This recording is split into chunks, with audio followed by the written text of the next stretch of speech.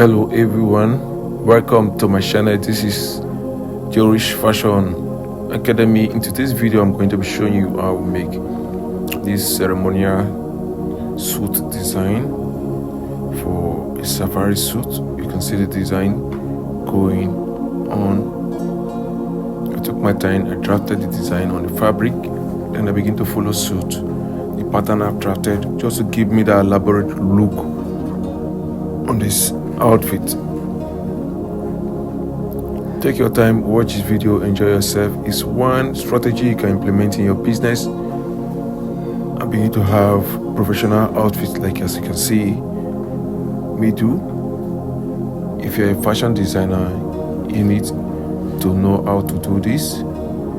If you're a fashion lover, you need to have outfit like this. Just keep enjoying the video while I build this outfit. You are going to see how fantastic it will turn out to be. It is really gorgeous. You need to have this if you don't have it in your wardrobe. To make good sense, to have the best of fabric designed with good pattern of designs, just to make you look great.